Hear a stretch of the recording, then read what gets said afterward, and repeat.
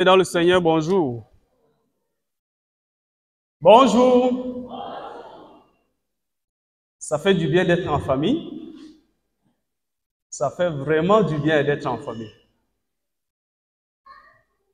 Ça fait du bien de se sentir aimé. Ça fait du bien de se sentir aimé, bien aimé. Et c'est pas la dernière fois que quelqu'un t'a dit je t'aime, date de combien de temps? Que ce soit un parent, que ce soit peut-être un époux, l'épouse, un frère, une sœur, quand elle est exprimée ouvertement, ma chérie, je t'aime, ou mon chéri, je t'aime, mon frère, je t'aime, ou ma soeur, je t'aime. La dernière fois qu'on te dit ça, c'est quand? Si la dernière fois qu'on te dit ça, c'est avant d'aller. La bonne nouvelle pour toi ce matin.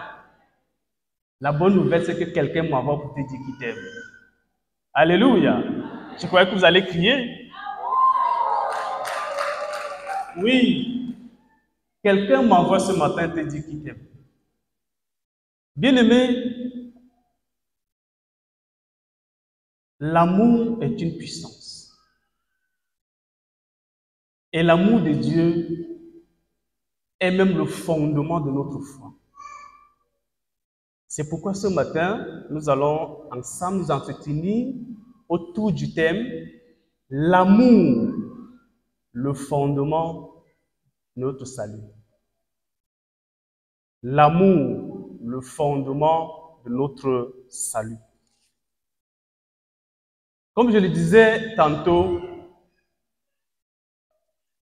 le problème que nous avons, c'est un déficit d'amour. Dès le commencement. C'est pour cela que Dieu, dans son amour, est venu combler ce déficit-là en envoyant Jésus-Christ. Si on enlève l'amour, nous ne valons plus rien.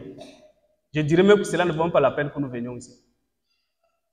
Et si nous ne comprenons pas que l'essence de notre foi, c'est l'amour, c'est que nous n'avons rien compris. Alléluia. Comprendre, ça veut dire quoi? Ça veut dire que comprendre le fait que je sois aimé de Dieu au point qu'il a envoyé son Fils unique. Et que je continue de creuser. Je continue de creuser le démembrement de cet amour dans ma vie. Tant que je n'ai pas cette compréhension, je n'ai pas la stabilité. Donc le message de Dieu ce matin pour nous, c'est le message d'amour. Quand nous lisons dans Somme 11, le verset 3, la Bible déclare que quand les fondements sont renversés, le juste, que ferait-il? Du coup, si le fondement de notre foi est renversé, nous ne valons plus rien. Et le diable peut nous trimballer comme il veut.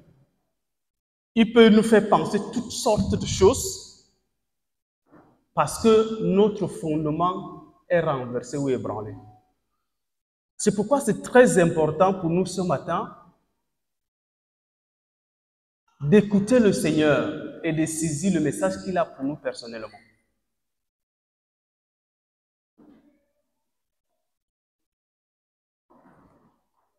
Tu es venu ce matin, tu es frustré, tu ne t'aimes pas toi-même, tu es dépassé par les problèmes, les dettes de gauche à droite, tu as un problème avec quelqu'un, vous n'avez pas la paix entre vous, vous ne vous pardonnez pas, tu as beaucoup de dossiers que tu dois gérer, tu as fait une affaire qui est tombée dans l'eau, tu es arrivé même à une conclusion, si Dieu m'aimait, est-ce qu'il permettrait que telle chose m'arrive? Généralement, nous disons ça parce qu'on a un problème de compréhension de l'amour de Dieu pour nous. Alléluia. Je prie que ce matin, Dieu nous donne un temps soit peu, de saisir ne serait-ce juste une fraction de la définition de l'amour de Dieu. La Bible dit que l'amour de Dieu a la hauteur, a la largeur, a la profondeur et à la longueur. Nous n'allons pas examiner tout ça aujourd'hui. Mais ce que nous devrons comprendre aujourd'hui, c'est que le fondement de notre salut, c'est sur l'amour. Et dès que Dieu nous donne de comprendre ça, c'est que nous aurons compris beaucoup de choses et beaucoup d'éléments vont changer dans notre perception de la vie et même de la foi chrétienne.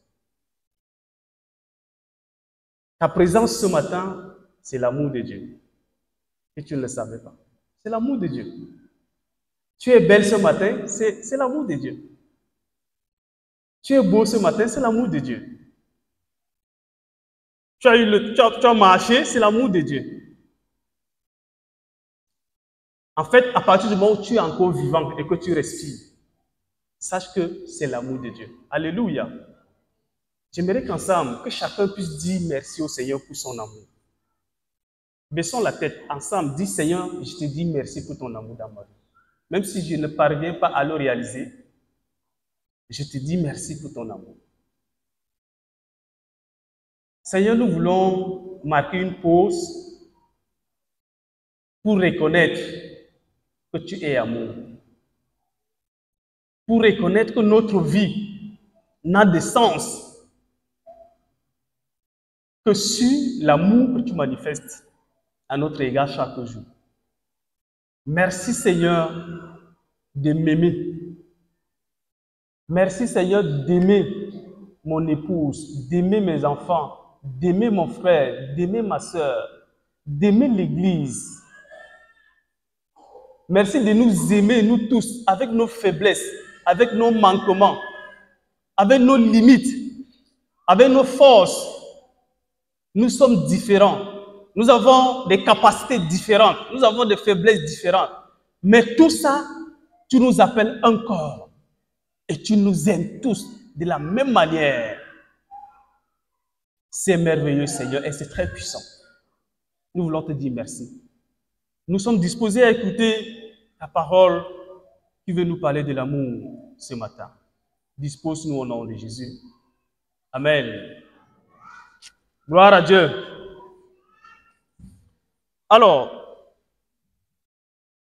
je vais poser 3 questions auxquelles chacun individuellement va répondre au début du message et à la fin du message. On ne va pas donner le micro à quelqu'un, mais intérieurement. Pour ceux qui prennent note, vous pouvez le noter. La première question, es-tu sauvé? C'est la première question. Es-tu sauvé? Et il faut que ta réponse soit sincère. Au niveau de ta réponse, tu peux dire oui, je suis sauvé. Non, je ne sais pas. Ou non, je ne suis pas sauvé. Sois sincère avec toi-même. Je suis sauvé, oui, parce que tu as la conviction. Je ne sais pas si je suis sauvé. Je doute. Il faut le noter. La deuxième question, es-tu disciple de Christ? Es-tu disciple de Christ? Et la dernière question, aimes-tu véritablement Dieu? Donc, comme je dis au début, réfléchis à ces questions. Et après le message, réfléchis également à ces questions. Alors, nous allons nous entretenir autour de 3 points. J'ai dit le thème, l'amour, le fondement du salut. Le premier point, sans l'amour de Dieu, il n'y a pas de salut. Sans l'amour de Dieu, il n'y a pas de salut. Et le deuxième point, un disciple de Christ se distingue par l'amour qu'il a pour son prochain. Et enfin, le dernier point, si nous prétendons aimer Dieu sans aimer véritablement notre prochain, nous sommes menteurs. La Bible déclare dans Jean 3,16, « Car Dieu a tant aimé le monde qu'il a donné son Fils, afin que quiconque croit en lui ne périsse point, mais qu'il ait la vie éternelle. » Dans 1 Jean 4,9, « Voici comment Dieu a démontré qu'il nous aime. Il a envoyé son Fils unique dans le monde pour que par lui, nous ayons la vie. Romains 5:8 dit ceci. Voici, autant pour moi, Dieu prouve son amour envers nous en ce que, lorsque nous étions encore des pécheurs, Christ est mort pour nous. Bien-aimé, Jésus-Christ est la manifestation et la démonstration de l'amour de Dieu pour notre salut. Jésus est le don que Dieu nous fait. Jésus est le don que Dieu fait à quiconque croit pour son salut. Dieu nous prouve qu'il nous aime en ce que nous étions même encore pécheurs, Christ est mort pour nous. Dieu ne nous a pas aimés parce que nous menions une vie de sanctification. Dieu ne nous a pas aimés parce que nous sommes fidèles à nos dîmes. Dieu ne nous a pas aimés parce que nous aimons nos prochains. Dieu ne nous a pas aimés parce que nous sommes actifs dans son service. Dieu ne nous a pas aimés parce que nous n'avons pas de problème avec les gens. Non. Si nous calquons l'amour de Dieu sur ce que nous faisons pour lui, c'est que nous faisons fausse route. L'amour de Dieu, la Bible déclare, il nous a aimés quand bien même nous étions encore pécheurs. Et il a manifesté cet amour en envoyant Jésus-Christ pour nous sauver. Jésus-Christ est la manifestation de l'amour de Dieu pour nous. Pour toi donc, qui n'a pas encore reçu cet amour, qui n'a pas encore rencontré cet amour, peut-être, à la première question de savoir si tu es sauvé ou pas, si ta réponse est « je ne sais pas » ou « je ne suis pas sauvé », la bonne nouvelle pour toi ce matin, c'est qu'en fait, Dieu a pourvu il y a longtemps à ton salut. Imaginez-vous, je pense que j'ai pris cet exemple pendant nos séances d'études bibliques ici, une fois, pour ceux qui sont réguliers et se souviennent. Je ne me rappelle plus du thème de l'étude biblique, mais ce jour, je disais à une sœur, voilà, c'était sur la connaissance. Parce que on disait ce jour que mon peuple périt faute de connaissances.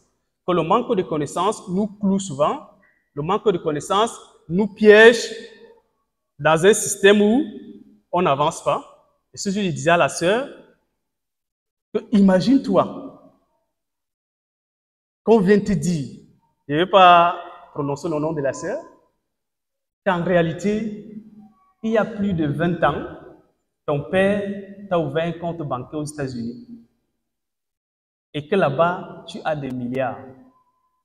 Il suffit juste que tu te présentes en tant que fille de tel, avec tes pièces, et puis on va te donner ton argent. Imaginez sa réaction. Oui, parce qu'elle était dans l'ignorance, sa mentalité était autre. À partir du moment où la connaissance vient ouvrir son esprit, mais tiens, je suis là, je me comporte comme ça, pourtant j'ai un compte bancaire aux États-Unis. Et que j'ai de l'argent là-bas, j'ai même une maison. Imaginez le changement à l'instant T de la mentalité. Et c'est ce que Dieu a fait pour nous en fait. Il y a longtemps, Dieu, par son amour, a pourvu pour la vie pour nous.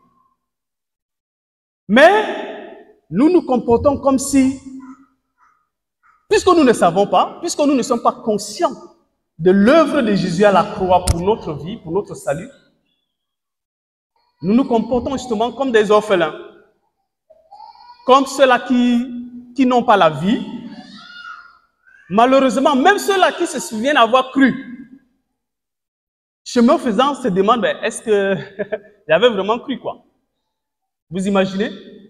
Pire encore, peut-être toi qui es là ce matin, ta vie n'a pas de sens. Tu viens parce qu'il faut quand même venir. Mais au fond de toi, toi-même, tu réalises qu'en réalité, Dieu, c'est-à-dire entre toi et Dieu, quand vous communiquez, quand vous causez, tu te rends compte que ta vie n'a pas de sens. Ce matin, Dieu voudrait te dire qu'il y a plus de 2000 ans, il a pourvu. C'est-à-dire qu'il y a un compte d'amour. Il a alimenté ce compte-là et ça t'appartient. Dieu t'a aimé depuis. L'amour est là. Il veut juste que tu bénéficies de cet amour-là. Et le premier pas, c'est qu'il t'a sauvé. Il suffit juste que tu dises, Seigneur Jésus-Christ, je suis un homme pécheur. Dieu m'a aimé et il m'aime, quand bien même je suis pécheur. Et je te reçois dans ma vie. Tu déclenches en ce moment la manifestation de l'amour de Dieu dans ta vie. Parce que tant que tu ne commences pas par ce pas-là, par reconnaître que tu es pécheur et que tu as besoin de Jésus dans ta vie, tu ne peux pas déclencher le processus. Donc le processus commence par là. Donc la question de savoir si tu es sauvé ou pas. Aujourd'hui, Dieu te donne l'occasion, du moins il te donne la clé de démarrer la vie dans l'amour de Dieu avec lui ce matin. Alléluia. Donc croire en Jésus, c'est reconnaître et accepter l'amour de Dieu pour nous. C'est ce qu'il dit, n'est-ce pas, dans 1 Jean 4, à partir du verset 16 à 17, que je vais lire. Et nous avons connu l'amour que Dieu a pour nous et nous y avons cru. Nous avons connu et nous y avons cru. Croire en Jésus, c'est répondre à l'amour de Dieu par la foi. Dieu te dit que je t'aime. Et pour le manifester, Jésus-Christ, mon Fils unique, il meurt à la croix pour tes péchés. Peut-être c'est facile, c'est simple, mais c'est la plus grande démonstration de l'amour de Dieu pour nous, bien-aimés. Le fait de se rendre compte que je suis sauvé par Jésus-Christ. Dieu est amour, et celui qui demeure dans l'amour demeure en Dieu, et Dieu demeure en lui.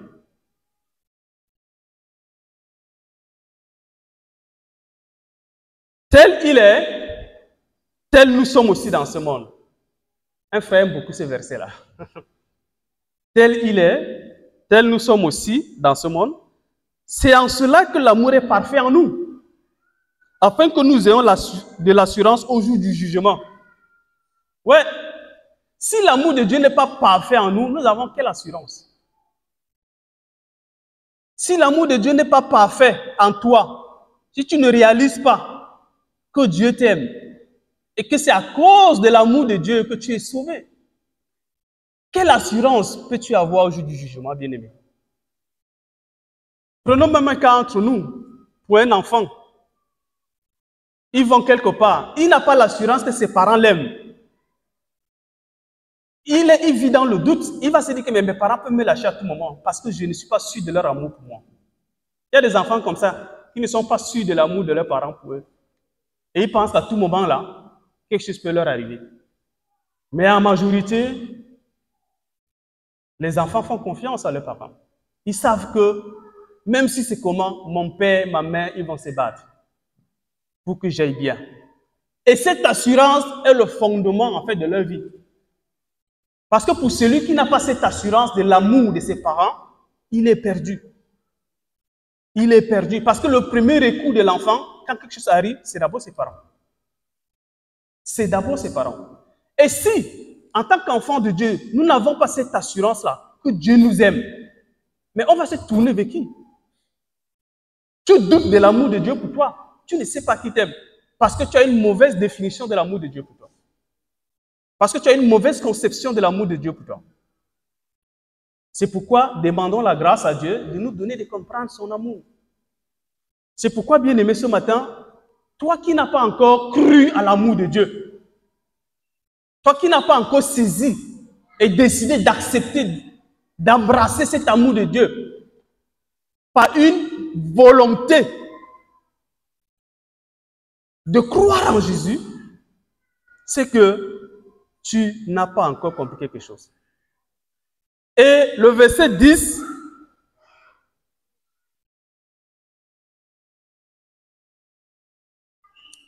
et cet amour consiste non point en ce que nous avons aimé Dieu, mais en ce qu'il nous a aimé et a envoyé son Fils comme victime expiatoire pour nos péchés.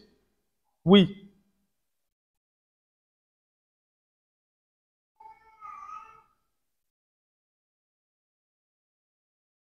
Alors, comme il est envoyé comme victime expiatoire de nos péchés, si on ne croit pas en cet amour-là, on ne croit même pas qu'il nous a pardonné. Et nous vivons sous le poids de nos péchés. Vous imaginez que si nous ne parvenons pas à admettre, à accepter que Dieu nous a pardonné de nos péchés, c'est normal que nous ayons des problèmes à pardonner nos prochains. On est d'accord? Si tu as des problèmes à accepter le pardon de Dieu dans ta vie, c'est normal que toi-même tu ne puisses pas pardonner à ton prochain. Le deuxième point, un disciple de Christ se distingue par l'amour qu'il a pour son prochain. Es-tu disciple de Christ? Peut-être ta réponse est oui. Prends quelques secondes, tu réfléchis. Si tu es disciple de Christ, qu'est-ce qui te distingue de ceux qui ne sont pas en Christ? Quand tu regardes ta vie, tu examines entre toi et celui que tu connais qui ne croit pas en Christ là. La différence entre vous deux, c'est quoi? Depuis que tu as cru. C'est-à-dire que quand tu mets ta vie sous le projecteur du Seigneur, qui connaît toutes choses, et celui-là qui n'a jamais rencontré Christ, la différence entre ta vie et la vie du païen qui est fier de vivre sa vie. J'ai découvert quelque part où les gens étaient fiers de déclarer qu'ils sont athées. C'était terrible pour moi. Hein? Le gars te dit que non, moi je suis athée, je ne crois pas en Dieu. Donc, voilà. Et il est fier. Mais nous avons un problème à être fiers d'être enfants de Dieu. Nous avons un problème à manifester notre identité. C'est pourquoi c'est important de nous demander si véritablement nous sommes disciples. Et le disciple de Christ se distingue par l'amour qu'il a pour son prochain. Nous l'avons lu tout à l'heure. Nous sommes reconnus par les autres comme disciples de Christ par l'amour que nous avons les uns pour les autres. Jean 13, verset 34 à 35. Ça, c'est la marque. 1 Corinthiens 13 va dire, tu as tous les dons que tu as, tu peux chanter, tu peux prophétiser, tu peux parler toutes les langues du monde, tu peux donner tous tes biens, mais quand tu n'as pas l'amour, c'est que tout ce que tu fais là, c'est du bruit. N'est-ce pas? En fait, c'est ça. Et là, comme j'ai dit, l'amour est une puissance. L'amour, il est très fort. Et j'aimerais faire une démonstration. Je veux deux bien-aimés, un frère et une sœur volontaires. Un frère et une sœur volontaires.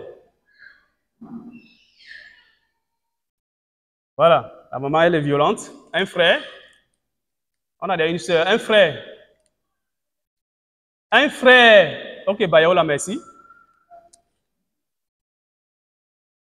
Je veux le micro. Je vais commencer par le frère. Bayola, tu es très bien habillé, frère. Tu es frais. Et sache que Dieu t'aime. Est-ce que tu sais que Dieu t'aime vraiment? Tu le sais. Dieu t'aime et il t'a tout donné. Dans l'amour de Dieu, il n'y a pas de pauvreté. Dans l'amour de Dieu, il n'y a pas de misère. Dans l'amour de Dieu, il n'y a pas de pensées négatives. Dans l'amour de Dieu, il n'y a pas de plainte. C'est vrai, tu vis des moments difficiles. Tu n'as pas encore ce que tu veux.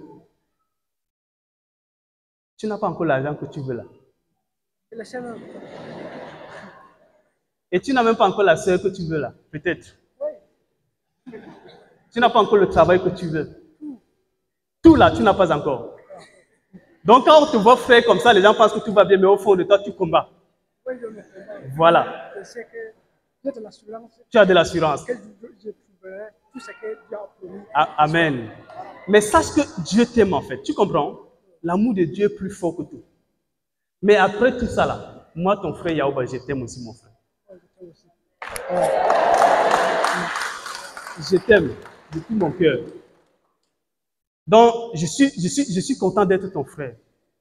L'amour de Christ nous a unis. Toi, tu es tout pour moi et ce monde. Mais avec Christ, il n'y a pas tout ça. Je t'aime comme un frère. Et pour te manifester mon amour, je t'ai gardé quelque chose.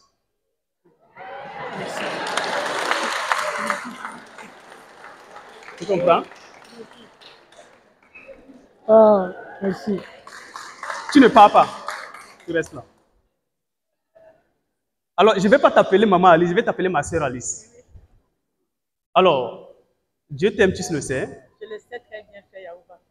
Et la connaissance de l'amour de Dieu que tu as là, peut-être sur 100, peut-être c'est 5% seulement. Là même, tu as beaucoup fait, 5%. Mais les 95 autres pourcents, si Dieu pouvait ouvrir tes yeux pour que tu voies, c'est énorme. Donc, tu es une merveilleuse créature du Seigneur. Papa Goré a eu de la grâce de t'avoir dans sa vie. Alors, Dieu t'aime énormément. Il connaît tes fardeaux. Il connaît tes luttes. Il connaît ton insatisfaction par rapport à beaucoup de choses. Il connaît ce que tu soupires après lui par rapport à tes enfants. Il le sait. Mais sache qu'il les aime plus que toi. Amen. Moi, ton frère également, je t'aime bien. Merci beaucoup, frère Yaouba. Voilà. Et pour te manifester mon amour, je t'ai gardé quelque chose. Merci. Que le Seigneur te bénisse. Merci. Alors, vous ne partez pas. Frère Bayaoula, dis-moi, de tout, sincèrement, qu'est-ce que tu as ressenti? Comme tu es venu là, tu as ressenti quoi? Je me sens vraiment aimé. Tu te sens aimé? Très aimé. Gloire à Dieu. Maman Alice, comment tu te sens? Comment tu t'es senti? Je ressens de l'assurance, de la joie, de la paix. Amen. Que j'ai ressenti. Gloire à Dieu. Amen. Vous pouvez rejoindre vos places. Merci.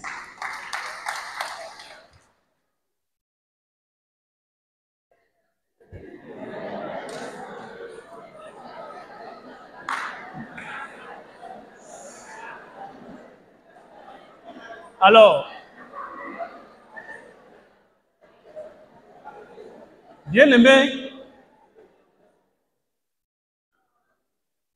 en fait, comme je le disais, nous tous, nous avons un réservoir d'amour. Nous tous. Que tu sois grand, que tu aies les cheveux blancs, même les anciens, les papas derrière là, ils ont besoin de l'amour. Commencez à leur dire, je t'aime. Vous allez voir. Oui, tout le monde a un réservoir d'amour qui s'attend à ce que ce réservoir soit comblé. Et c'est important. Et Dieu a comblé ce réservoir-là par Jésus-Christ, par l'œuvre de Christ à la croix. Et quand nous ne comprenons pas ça, nous serons toujours déficitaires d'amour. Mais Dieu l'a comblé. Et en retour donc, c'est pourquoi, parce qu'il nous a comblé, parce que notre réservoir est plein, nous avons donc le devoir de combler le réservoir d'amour de notre prochain.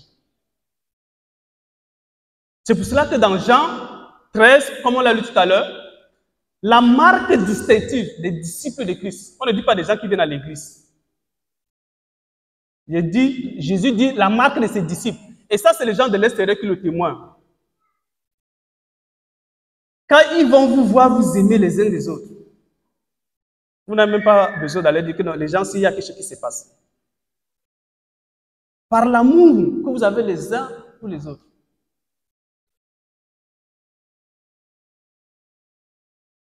Donc, l'amour reste pour un disciple de Christ une dette permanente et indéfinie. Oui, pourquoi j'ai dit une dette permanente et indéfinie? Nous allons lire dans Romains.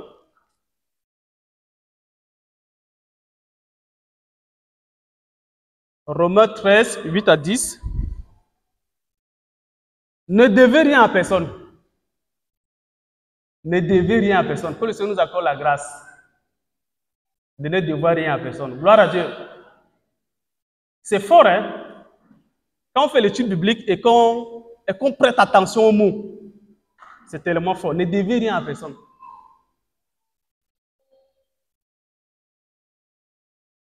Si ce n'est de vous aimer les uns les autres. Voilà. Donc, nous ne devons rien devoir. J'espère que je m'exprime bien. À quelqu'un. Mais s'il y a une dette permanente que nous n'allons jamais épuiser, nous n'allons jamais finir de payer, c'est la dette de l'amour. Alléluia. Donc, bien-aimé, si tu crois que tu m'aimes déjà beaucoup, continue de m'aimer. Si tu crois que tu aimes déjà la sœur beaucoup, continue de l'aimer. Continue d'aimer le frère, continue d'aimer ton mari, continue d'aimer ta femme, continue d'aimer ton prochain. C'est quelque chose de permanent. Tu ne vas jamais, si tu arrives à un niveau de dire que, hey, et il abuse déjà, on doit-tu lui manifester l'amour? Non, il n'y a pas d'abus. La Bible nous dit que nous ne devons rien, si ce n'est l'amour. Parce que nous avons lu tout à l'heure que l'amour, il est de Dieu. Et celui qui n'aime pas, il n'a pas connu Dieu. En effet, les commandements, tu ne commettras point d'adultère, tu ne tueras point, tu ne déroberas point, tu ne convoiteras point. Et ce qu'il peut encore y avoir se résume dans cette parole. Tu aimeras ton prochain comme toi-même. L'amour ne fait point de mal au prochain. L'amour est donc l'accomplissement de la loi. C'est ça la vie du disciple. L'amour pour l'autre est le résultat de la purification de nos âmes. Selon 1 Jean 4, verset 11. L'amour pour l'autre est le résultat de la purification de nos âmes. Le verset 11 nous dit ceci. Bien-aimés, si Dieu nous a ainsi aimés, nous devons aussi nous aimer les uns les autres. Personne n'a jamais vu Dieu. Si nous nous aimons les uns les autres, Dieu demeure en nous et son amour est parfait en nous.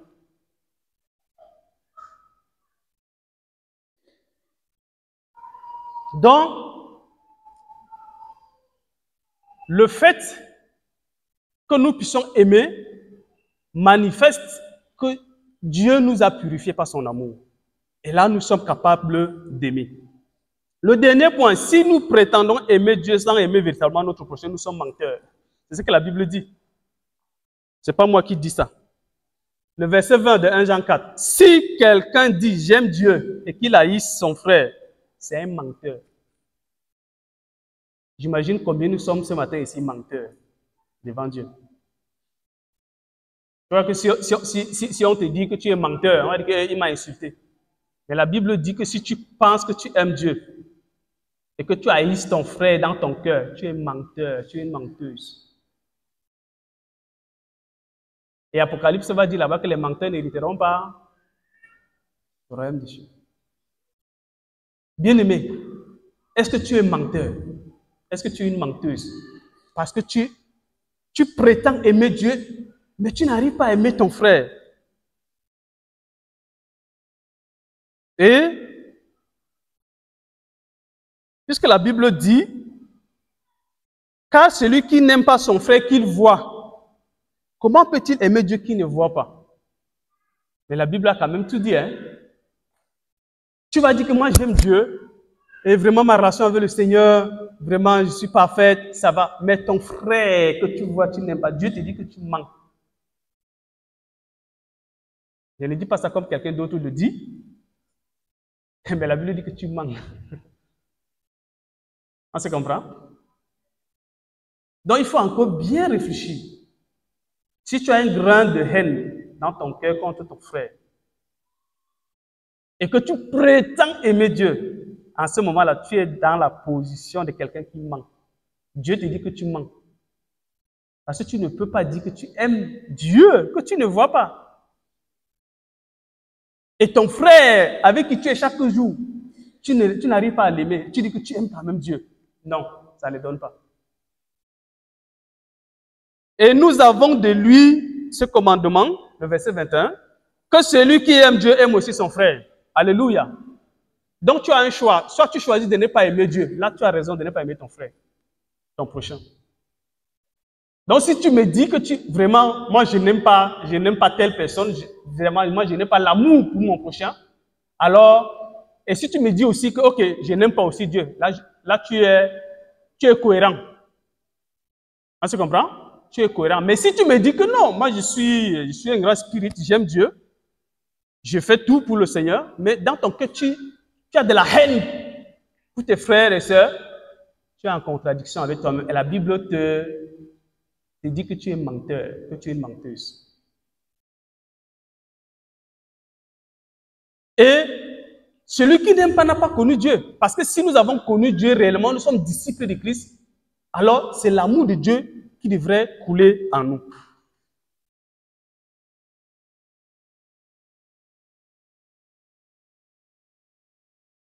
Et le verset 12 de 1 Jean 4 dit que l'amour que nous manifestons les uns les autres est la preuve que Dieu existe. C'est ça. Pour que les gens sachent que Dieu existe véritablement, c'est qu'il faut que nous manifestons, puisque les gens ne voient pas Dieu. Les gens voient Dieu au travers de nous. Et si tu me dis que tu as une bonne relation avec le Seigneur et qu'avec tes frères, ça ne va pas, il y a un problème. La bonne santé de ta relation avec Dieu se manifeste par la bonne santé, la qualité de ta relation avec ton prochain. C'est comme ça. Si avec ton prochain, ça ne va pas, ça veut dire qu'avec Dieu, ça ne va pas du tout. Et il faut accepter en ce moment-là que je suis menteur. Il faut venir devant le Seigneur, je mens. Je prétends t'aimer, mais ma soeur, si là, moi, j'ai de la haine pour elle. Mon frère, si j'ai de la haine pour lui.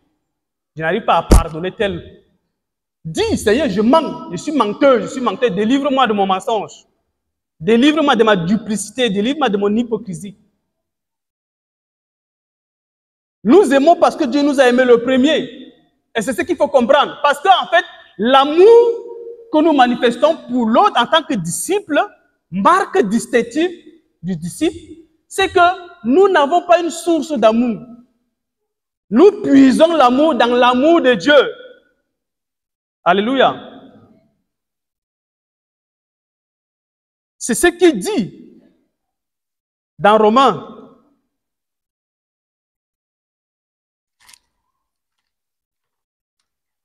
Romains 5, je crois, dit que Dieu a répandu son amour dans nos cœurs par le Saint-Esprit.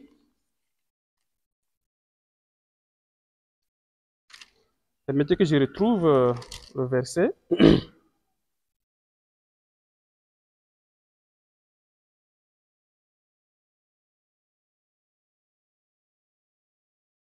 Alors,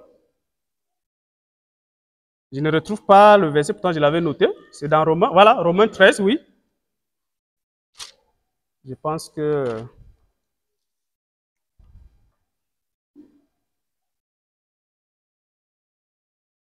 Non, c'est pas ça. En fait, j'ai perdu la référence. Mais la référence qui dit que Dieu a répandu son amour dans nos cœurs par son esprit. C'est dans Romains. En fait, pour dire quoi? Pour dire que Romains 8, voilà, nous avons le verset.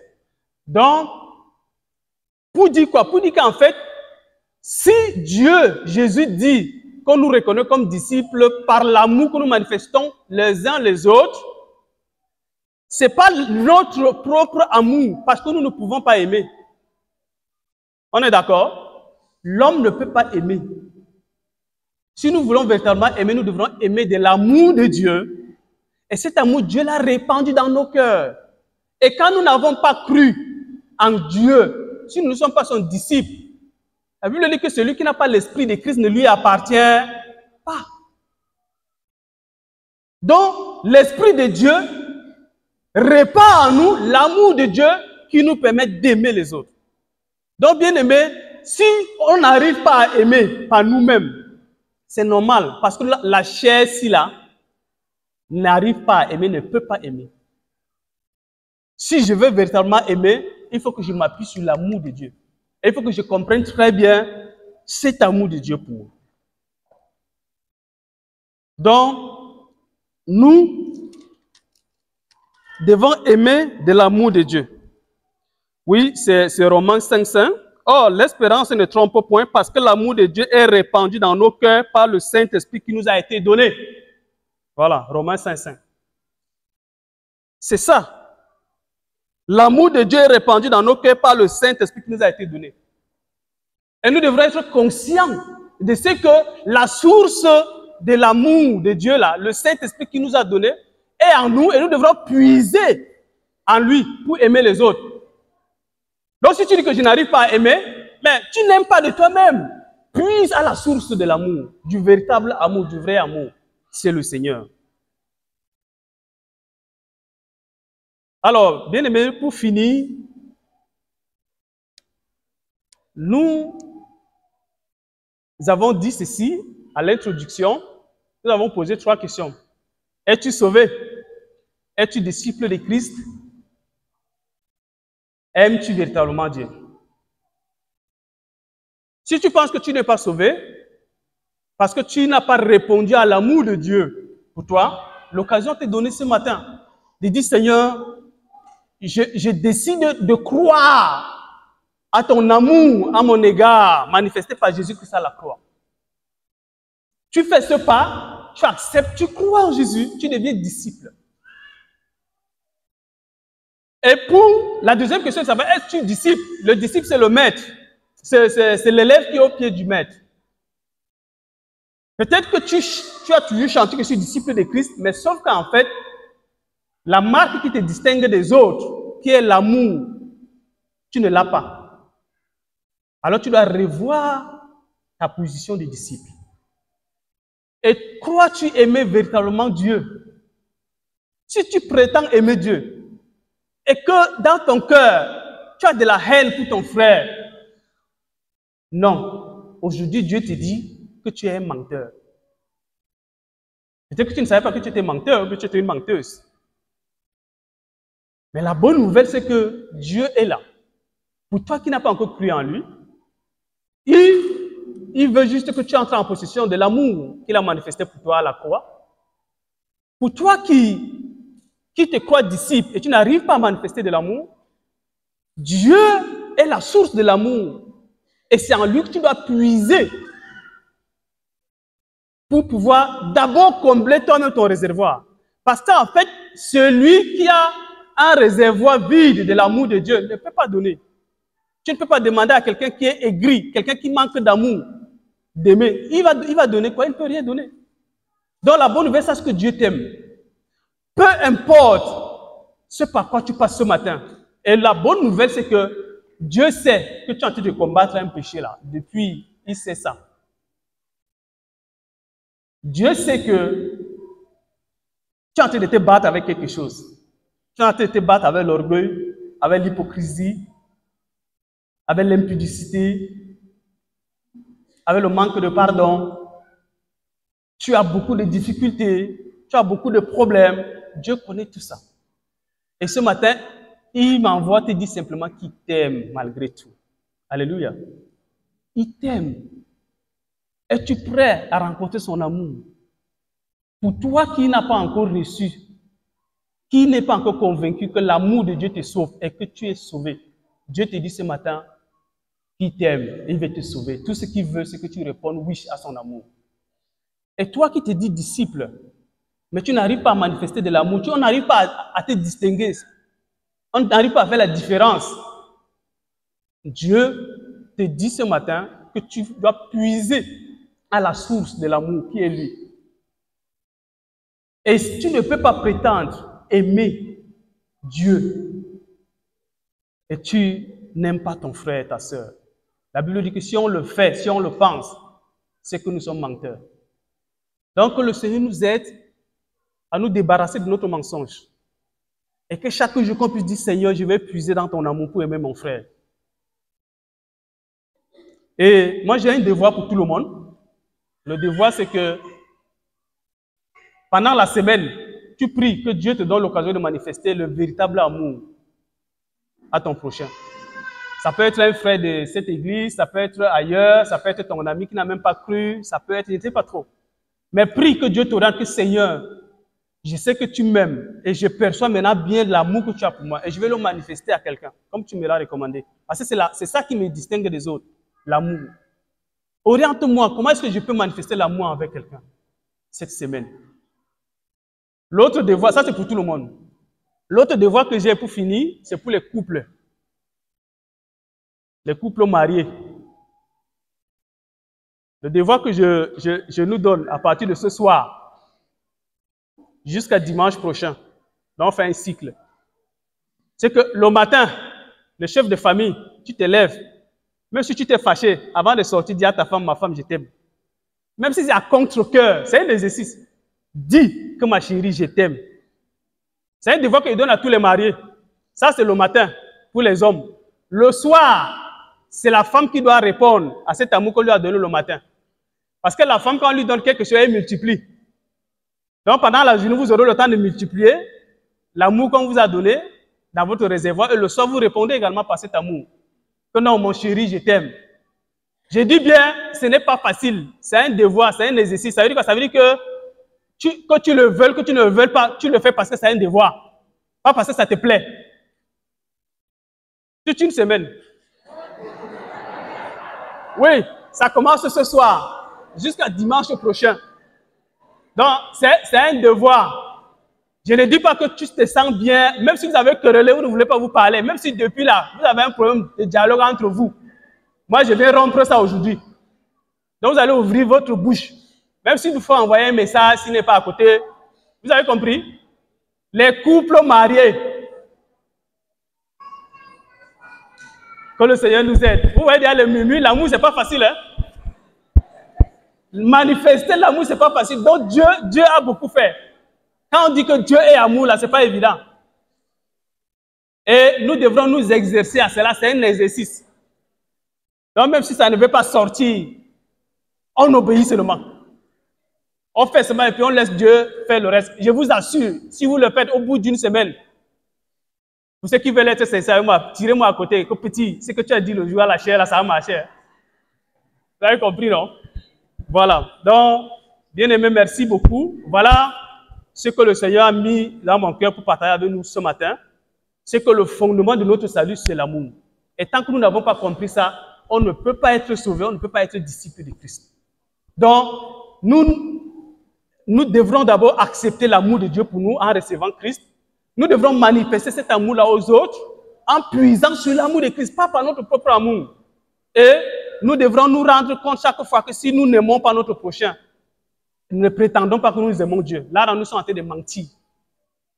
Alors, nous allons prier. Nous allons prier. Comme nous sommes à une culte d'évangélisation, nous allons donner l'occasion à ceux-là qui veulent rencontrer Christ. Ceux-là qui n'avaient pas compris véritablement le sens de l'amour de Christ pour leur vie.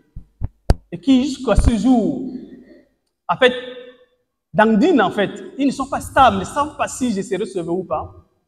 Dieu te donne l'occasion ce matin pour répondre à son amour. Si tu es dans cette catégorie et que tu veux faire une rencontre spéciale, répondre à l'amour de Dieu qui t'a sauvé, je te demande juste de te tenir debout pour manifester simplement ton engagement. Tu décides que non, depuis là, moi aujourd'hui, je décide véritablement de rencontrer le Seigneur, de répondre à cet amour-là. Merci beaucoup, frère. Merci. Que le Seigneur vous bénisse. Nous tous ensemble prions pour ces bien-aimés qui sont levés, qui veulent faire une rencontre extraordinaire avec le Seigneur. Prions que l'amour de Dieu inonde le cœur, que véritablement ils expérimentent ce qu'est le véritable amour de Dieu. Et que Dieu les visite de manière extraordinaire. Seigneur, voici tes enfants qui sont levés, tu connais leur cœur, ils manifestent juste leur engagement. Mais c'est toi seul qui connais leurs besoins réels. Nous leur avons juste donné l'occasion de communiquer avec toi. Seigneur, merci de les visiter. Toi qui connais leurs besoins, s'il te plaît, Seigneur, visite-les. S'il te plaît, Seigneur, pour ceux qui doutaient encore parmi eux et qui n'ont pas encore leur nom dans le livre de vie, que leur nom soit inscrit à cause de leur engagement, parce qu'ils te reçoivent, que leur nom soit inscrit au nom de Jésus. Seigneur, pour ceux-là, parmi eux, qui s'étaient déjà engagés, mais doutent, rassure-les.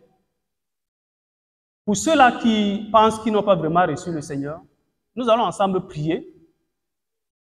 Vous allez juste me suivre. Seigneur Jésus, merci de m'avoir parlé ce matin. Je décide de t'accepter dans ma vie comme Seigneur et Sauveur personnel. Fais de moi la personne que tu veux que je sois. Merci Seigneur de m'avoir sauvé ce jour au nom de Jésus. Amen. Merci de vous asseoir. Après le culte, vous pouvez rencontrer le comité d'évangélisation pour un temps d'édification ou un ancien. Nous allons finir par une dernière catégorie. La Bible dit que nous sommes menteurs. Si nous prétendons aimer Dieu, nous n'aimons pas notre prochain. Peut-être que tu as un problème d'amour. Tu n'arrives pas à aimer ton prochain ou bien tu as un problème de pardon. Dieu veut te délivrer aujourd'hui. Bon, délivrer, ce n'est pas un gros mot. Donc, c'est juste pour dire que Dieu veut te libérer aujourd'hui. On se comprend? Et que tu aimerais véritablement le faire, baisse simplement la tête et dis, Seigneur, délivre-moi. Seigneur, décharge-moi. Décharge-moi. Je ne vais pas demander à quelqu'un de se lever. Ce n'est pas la peine. Les autres, parce que c'est un engagement du salut, ils l'ont souhaité. Mais là, dans ton cœur, si tu es sincère, fais cette prière. Dieu qui te connaît t'écoute. Dis, Seigneur, je veux aimer de ton amour. Depuis longtemps, j'ai vécu dans le mensonge, croyant que je t'aime. Pourtant, je n'aime pas mon frère si, ma soeur si. Je n'ai pas l'amour pour mon prochain. Et on ne me distingue pas de ceux-là qui ne sont pas tes disciples. Accorde-moi la grâce ce matin d'expérimenter ton véritable amour et de vivre dans le véritable amour. Seigneur, voici tes enfants qui s'expriment à toi ce matin, moi y compris aussi.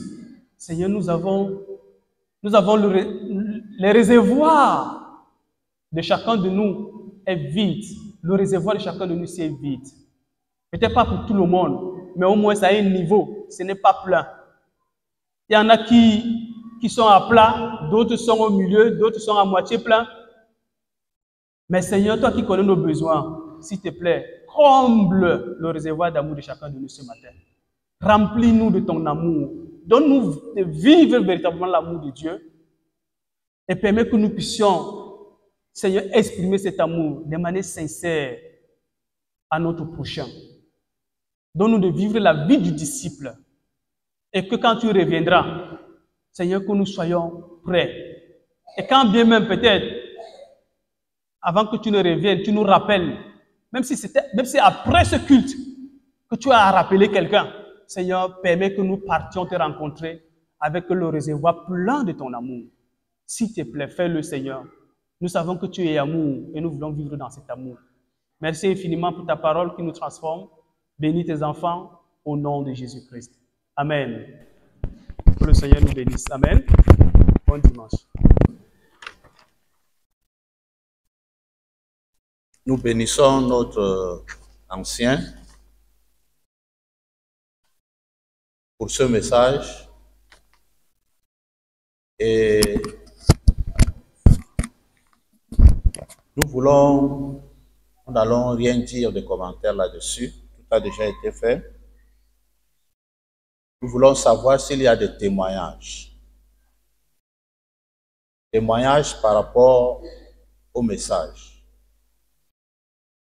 Témoignages pour ceux qui se sont levés pour se donner à Christ.